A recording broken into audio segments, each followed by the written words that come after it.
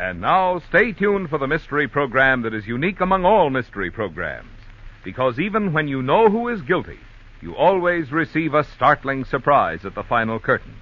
In the Signal Oil program, The Whistler.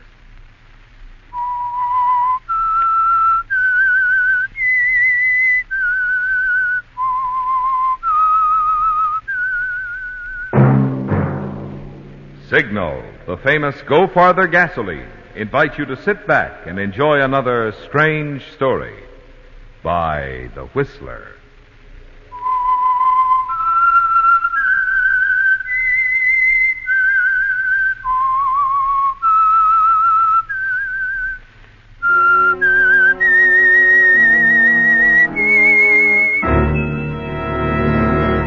I am the Whistler. And I know many things, for I walk by night. I know many strange tales, hidden in the hearts of men and women who have stepped into the shadows. Yes, I know the nameless terrors of which they dare not speak. And now for the Signal Oil Company, The Whistler's strange story, Bad Penny.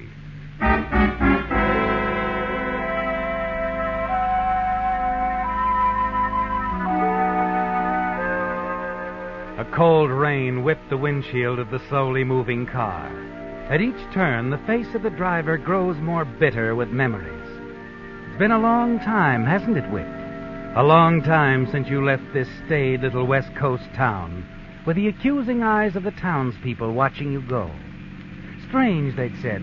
Strange that a boy could be so unlike his father, the respected owner of the successful Summers Mills. After your last scrape with the law, he'd sent you away.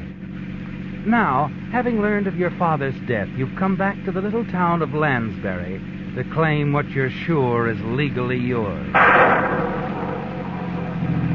You wonder how much people will forgive as you pull up in front of the town's one hotel. You get out at the curb, shielding your face from the driving rain when... Oh, I'm awfully sorry. My fault, lady. I should have looked where I was going. I'll rescue your umbrella. Oh, thank you. Whit. That's the name. It is you. Whitfield Summers. Well, at least I'm not a ghost. I guess you don't remember me. I'm Myra Rawson. Oh, of course. You were just a kid last time I saw you. Yes, I know. Look, there's no use out getting wet out here. Come inside the lobby where we can talk. Well, just for a moment. No. Oh, swell. Well, it looks like you're my welcoming committee. I suppose you've come back to settle your father's estate. Yeah, that seems like the general idea. Is your Uncle Josh expecting you? Yeah, I wired him last night. I'm your uncle's secretary. Well, certainly has an attractive one. You haven't changed much in 9 years. 8 years. Oh? And I'm a little wiser, I hope. You see, Myra, I've come back to Lansbury with only the best of intentions. I'm going to settle down and prove myself to everyone. Good. Uncle Josh, didn't he invite you to stay at the house? Oh, yeah, but I don't want to impose. I want to be sure before accepting it. I believe you'll get along fine, Whit. Well, I got to run now. Goodbye, Whit. See you soon. Oh, sure, Myra. We'll see lots of each other.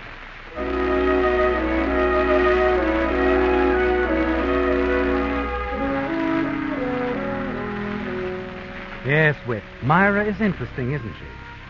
But during the night, you begin to wonder about Uncle Josh, a stern, unyielding man. It was he who had urged your father to disinherit you, that dark moment in your life 8 years ago. But you're certain your father didn't take that final step, and that there's little Uncle Josh can do now to jeopardize your position. The next morning, as you enter his office, you're not surprised at his greeting. Well, Whit, so the bad penny comes bouncing back.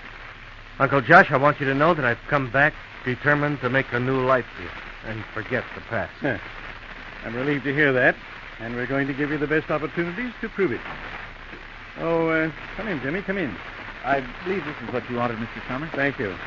Whit, I want you to meet Jimmy Bentley. Jimmy, this is Whitfield Summers. How do you do? Welcome back, Mr. Summers. Oh, just call me Whit. Okay. We've heard a lot about you, Whit. Say, come to think of it, don't I remember you? Perhaps. Your father took me into the company several years ago. I owe everything to him. Your father financed Jimmy's education, Whit. He regarded Jimmy almost as a son, since his own son seemed to have deserted him. Well, I'm glad he had someone. But what's all this leading to? The papers Jimmy brought me are your father's last will and testament. Of course, you are interested. Well, naturally, Uncle Josh. You're very fortunate, my boy. Your father left his entire holdings to you. Well, that's no surprise. Well? But let me call your attention to this clause. And please listen carefully so there'll be no misunderstanding. However, until such a time as my son proves himself a competent person according to the provisions, I do hereby name Josh Summers as sole executor of my estate. So Father named you as executor, huh? Yes, Whit, he did. Are you to have assistance in determining when I'm competent, Uncle Josh, or do you use your own judgment? The decision rests entirely with me. Until that time, the estate remains entirely in my hands. Well, then I guess I'll just have to prove myself to you. How long do you think that ought to take? It depends on you. But you can be certain I'll be fair, deserve your father's respect for my judgment. Oh, I'm sure you will. Well, I guess that's that. Oh, if anything happens to me, who gets the mills, Uncle Josh? You? No, Jimmy Bentley here is next in line after you. Your father thought a great deal of Jimmy. He must have. Tough luck for you I came back, I guess, huh? Oh, no, I'm glad you're back. Really. That's what your father would have wanted. I'm glad you feel that way, Jimmy. Anything else, Uncle? No. I'm sure you'll want to start in at the mills just as anyone else and be promoted on merit alone. Right. Let me know when you're ready to prove yourself.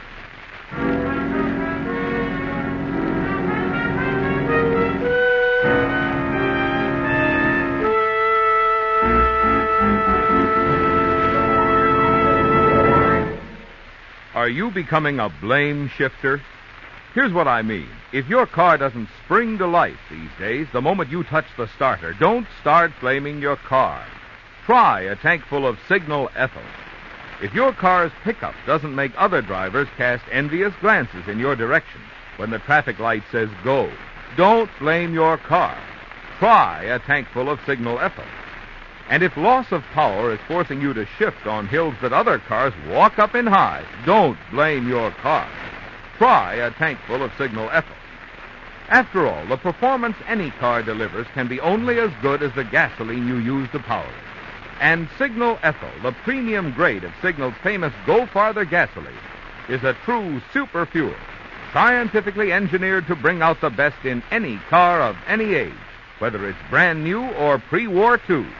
So if you're not happy about the way your car is acting, don't blame the car. Drive into a Signal station. See if a tank full of Signal Ethyl doesn't surprise you with performance you can be proud of.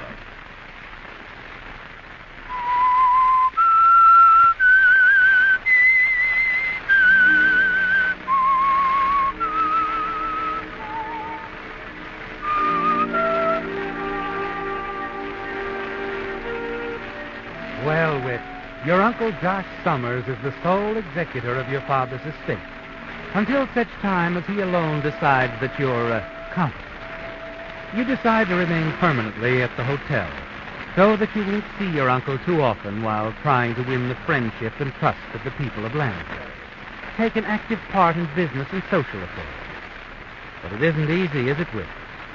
After a few weeks, you'd almost give it up if it weren't for Maya. And your interest in her seems to set everyone against you, too. Even your uncle seems obviously displeased when he sees you with her. And in the days that follow, you'll learn how much the citizens of Lansbury resent it. You're going to have to practice that step a little, Whit. Well, I'm afraid I'm out of practice with this sort of dancing. I hope you don't mind. Of course I don't. Try again now. Oh, sure. You know, Myra, I never knew any girls like you back in New York. You mean the country cousin type? Oh, is that what they call it? Well, we must have labels. Oh, hello, Mrs. Huxley. Good evening, my dear. Where's Jimmy tonight? Why, He's working late. Oh, such a conscientious boy. I don't believe you two have met. Mrs. Huxley, this is Whitfield Summers. Oh, you're Whitfield Summers. I'm very glad to meet Well, you. I must be running, Myra. Say hello to Jimmy, won't you? He's such a fine young man.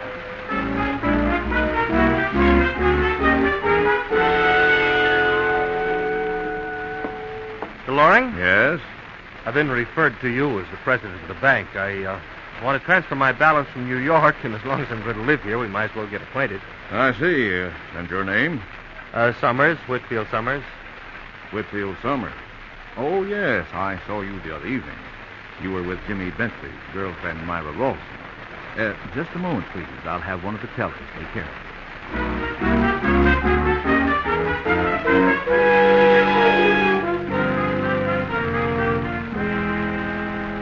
They're making it more difficult for you than you'd ever dreamed, aren't they, Whit?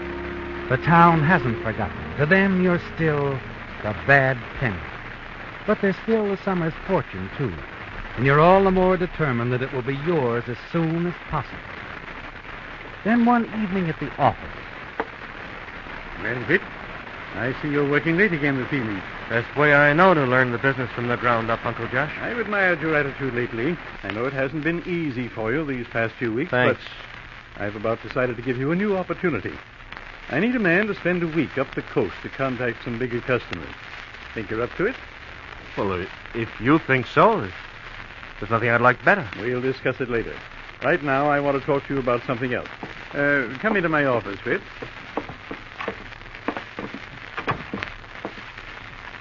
Why all the secrecy? Jimmy Bentley is working here late tonight, too. Jimmy? Yes, I'll put it straight, Whit. Whit, people are talking. Have they ever stopped? You've been seeing a lot of Myra lately, haven't you? Why, yes. She's about the nicest person I've met in the whole town. My boy, Jimmy and Myra are practically engaged. Well, maybe so, Uncle Josh, but a girl has a right to change her mind. I was afraid you'd take that attitude. Now, Uncle Josh, there's nothing in the will that specifies with whom I fall in love. No, providing that it is love and not just a whim. You've been here a very short time, Whit. I'd have to feel a lot surer of you than I do to let you persuade Myra to break off her engagement. I wouldn't want to see Myra hurt. Now, look, Uncle Josh, if you think I'm out... Who is it? It's Jimmy, Mr. Summers. Just a minute. Come in, Jimmy. You might as well. We were discussing you and Myra. It seems I'm providing Lansbury with some real juicy gossip. Well, I'm sorry, Whit. I guess you didn't know how things stood with Myra and me. Well, my solicitous uncle has made that quite clear. No hard feelings, I hope. No? No hard feelings. Good night.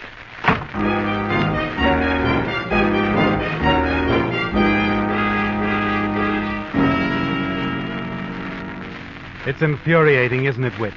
You feel that your uncle has gone one step too far. You know that you've got to find a way to settle all this. But first you determine to have a showdown with Myra.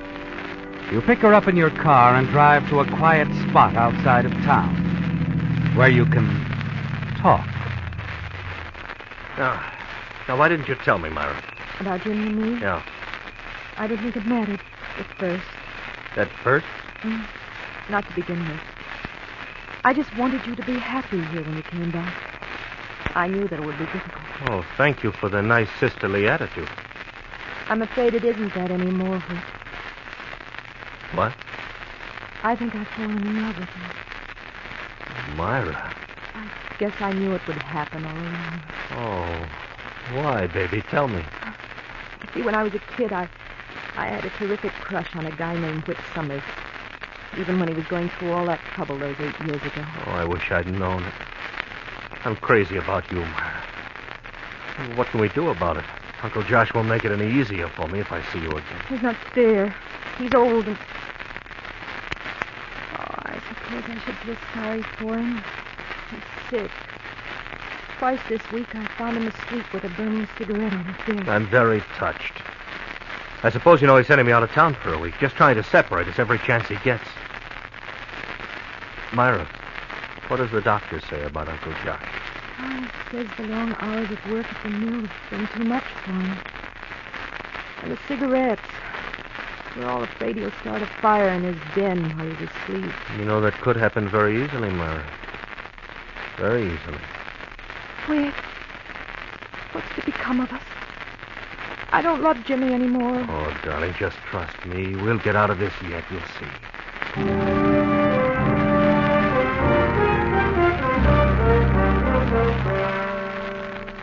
Well, Whit, it remains for Myra to suggest the one idea that will solve all your problems, didn't it? A sure way to rid yourself of Uncle Josh's domination.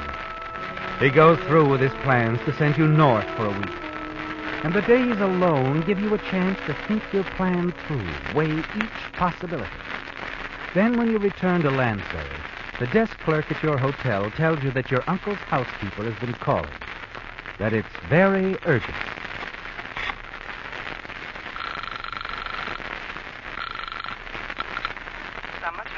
Oh, hello, Mrs. Adams. This is Whit.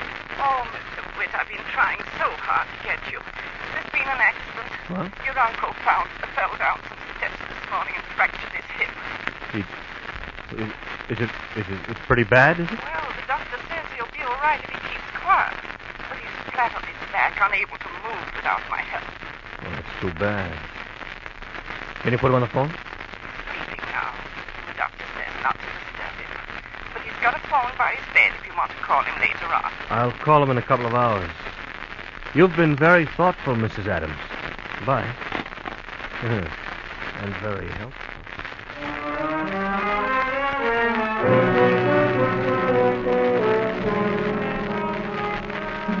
An accident, Whit. And it couldn't have happened at a better time, could it?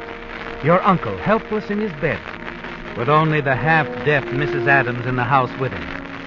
You remember what Myra told you, of how Uncle Josh so often falls asleep with a burning cigarette in his hand, a fact everyone knows. You wait impatiently till you're certain the housekeeper is retired. Then, at 9:30 that night, you call your uncle's number. Yes? Yes, who is it? Uncle Josh, it's Whit. When did you get in? A little while ago. Mrs. Adams told me about your accident, Uncle Josh. I'm awfully sorry. But may I see you tonight, though, now? It's rather late, Whit. Can't it wait till morning? Well, it's kind of important. It's about Myra and me. Oh. Well, in that case, perhaps you'd better come over. Right away, Uncle Josh. That back door downstairs is always open. Just let yourself in. I'll be there.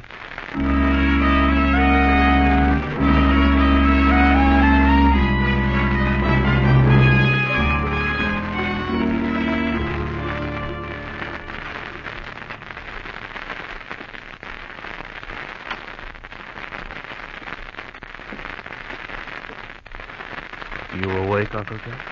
Huh? Eh? Oh, wait. Now, you wanted to tell me... Yes, Myra and I have talked it over, and we've decided you were right. I have no right to see her anymore. Oh, I'm glad you feel that way. You have a lot of good qualities, Whit. You're stubborn, but all the Summers are. I'm anxious to see your report about that trip north. But that can wait until... Whit, are you listening? Oh, I'm sorry, Uncle. I didn't get much sleep last night. It was a long trip. Maybe if I went downstairs and mixed myself a drink. By all means. Oh, thanks. Go ahead. I'm sure it'll help.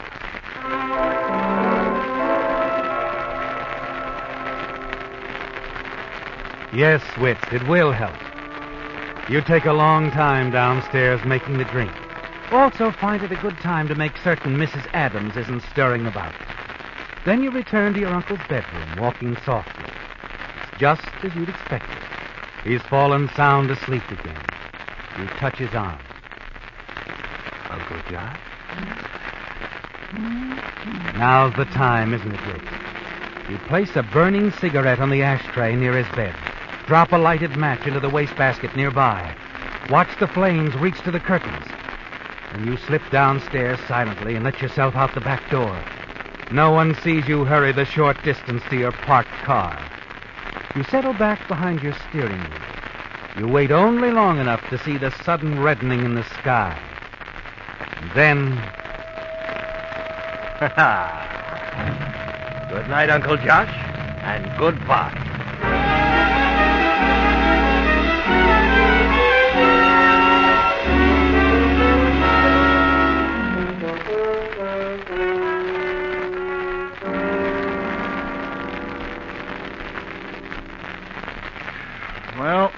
I'd say that completes the investigation as far as the insurance company's concerned. Mrs. Adams, you say you warned the old gentleman about smoking in bed? Oh, yes, Mr. Wilcox. I understand he'd been warned many times, Mr. Wilcox. Yes, it's a risky thing to do. The whole upper wing of the house completely gutted. Good thing the neighbors put in the alarm. Well, I might have slept right through. Poor old Mr. Summers. I'd say you're lucky to be alive yourself, Mrs. Adams. Yes, I would too. Now, let me see. Mr. Summers, you'll be handling everything now, and can you locate the insurance policy for me? Oh, yes, I'm sure it'd be at the office, and I'll... On second thought, if you talk to Mr. Bentley, to Jimmy Bentley. Oh? Up to now, he's handled the personal affairs of Uncle Josh. You understand, I don't want to appear to take over so abruptly. Well, that's very considerate of you, Mr. Summers. Oh, I don't think so. And Jimmy's a good boy. Yes, well, where will I locate him? I'd like to finish things up and leave town tonight if I can. Well, Jimmy's probably at the office, and... No, this is Tuesday. I guess he's over at the businessman's club. Thanks, I'll find him. And, Mr. Summers, you'll be hearing from me again on the settlement. Anything else that might come up. You've inherited quite a business, haven't you, Mr. Summers? Yes, I suppose I have. Good day, Mr. Wilcox. You want to get away from them, don't you, Whit? Mr. Wilcox, Mrs. Adams, and especially Jimmy Bentley. Yes. For the present, you're happy to let Jimmy handle all the details so that you'll be free for a most important meeting with Myra. You call her as soon as possible to arrange it. Hello? Myra, it's Whit. Oh, Whit. Why haven't you called sooner? I haven't even seen you since the fire. Well, there's been a lot of things, Myra. You know, questioning and all. Questioning? You don't mean there was anything wrong about your Uncle Josh's death? Oh, no, just routine. Matter of fact, that's why I called. I shoved the details onto Jimmy's shoulders. Mr. Wilcox, the insurance man, he'll be talking to him for the next few hours. Oh, I'm glad. Whit, you've been trying to see me. Jimmy, I just can't face it. I know, darling, but in a week or so, it'll be out in the open. You'll be married, and then... Whit! Yes? Whit, could we leave tonight, the two of us? Drive to Phoenix, Arizona, and be married. I don't know. It's pretty soon after Uncle's death. People here won't understand any better later on. I know they won't. A small town. Who should know better than you how they are? That's right. All right, Myra, we'll do it. Right away? Tonight? Tonight, yes. I'll pick you up at your place. Make it around 8. I'll have the house dark. Then in case Jimmy drops by around 7:30 like he usually does, he'll think I'm out and leave. Good idea. When you come, drive all the way back to the garage. I'll come out the back door and put my clothes in your car. We'll go out through the alley in the rear. That way no one will see us leave. That sounds great. See you at 8 o'clock. I'll be ready, honey. We'll really give him something to talk about. And won't little Jimmy be surprised?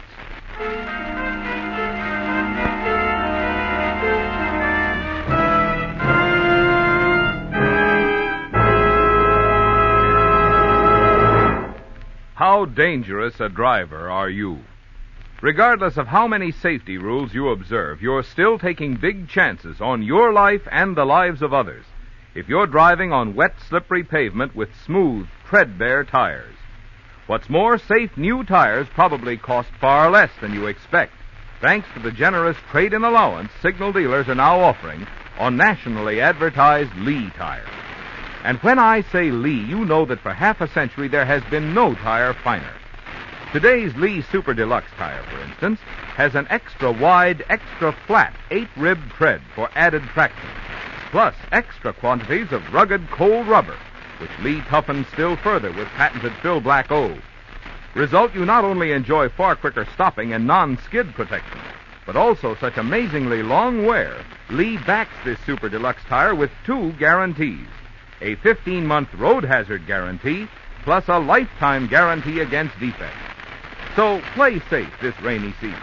Find out now how little it will cost to replace your smooth, dangerous old tires with safe, rugged new Lee tires, proudly featured and guaranteed by 19,000 dealers throughout America, including all signal service stations.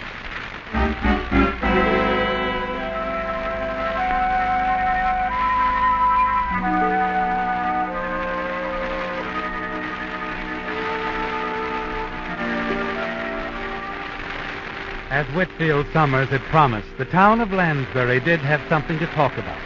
The murder of a prominent citizen. When the Lansbury police found the dead man in the wrecked car at the bottom of the cliff facing near the ocean, their first conclusion was that the victim had met his death as the result of an unfortunate accident, due perhaps to a mud shoulder on the road from the recent torrential rain. But next day at the coroner's inquest, unexpected testimony from an eyewitness revealed a startlingly different picture. You say, Mr. Wilcox, that you were trying to find Jimmy Bentley. That's right. Whit Summers told me himself to see Bentley regarding the policy covering the fire at Joshua Summers. I went to the businessmen's club, and he just left. Later, I went to his office, and he wasn't there either. How did you happen to go to Miss Ralston's house last night? One of the girls in the office told me young Bentley was in the habit of calling on Miss Ralston every evening. So I decided to have dinner at the hotel and then take a cab out to her house. And is that what you did, Mr. Wilcox? Yes, sir. When I reached Miss Ralston's cottage, it was quite dark, so I rang the front door bell, but nobody answered. I figured nobody was in and started back to the cab. That's right, Mr. Coroner. I was waiting my cab for him. Proceed, Mr. Wilcox. Well, as I was walking toward the cab, I heard some sounds from the back of the house. I decided to take a look. When I got about halfway back, what I saw stopped me cold. I hid in the side doorway and watched. I saw a man and a woman carrying a body. As they opened the car door, the interior light flashed on, and I recognized this man and this woman. Now, this man got into the car with the body and drove away through the alley. Then this woman followed him in her car. Then what did you do? Well, I notified the police. Thank you, Mr. Wilcox.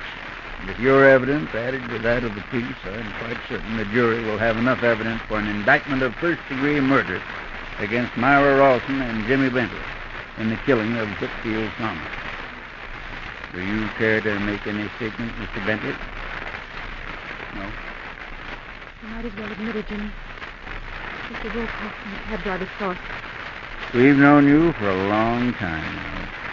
Why did you kill Whitfield Summers? Quite simple. Jimmy and I were in love. Jimmy was next in line for the Summers' inheritance. And we decided that nothing, not even Whit Summers, was going to prevent us from getting it.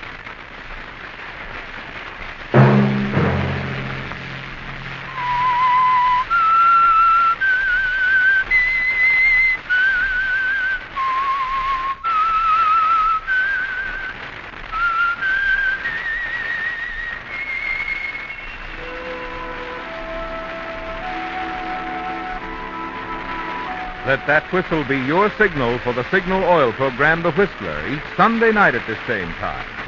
Meantime, Signal Oil Company and the friendly independent dealers who help you go farther with Signal gasoline hope you'll remember, regardless of what gasoline you use, you'll enjoy more miles of happy driving if you drive at sensible speeds, obey traffic regulations, and avoid taking chances. You may even save a life, possibly your own. Featured in tonight's story were Bill Forman as the Whistler, Larry Dobkin, Gene Bates, Norma Varden, Norman Fields, Harley Bear, and Jess Kirkpatrick. The Whistler was produced and directed by George W. Allen, with story by Margaret Solonston, music by Wilbur Hatch, and was transmitted overseas by the Armed Forces Radio Service. The Whistler was entirely fictional, and all characters portrayed on The Whistler are also fictional. Any similarity of names or resemblance to persons living or dead is purely coincidental. Remember to tune in at the same time next Sunday when the Signal Oil Company will bring you another strange story by The Whistler. Marvin Miller speaking for the Signal Oil Company. Stay tuned now for our Miss Brooks starring Eve Arden, which follows immediately over most of these stations. This is the CBS Radio Network.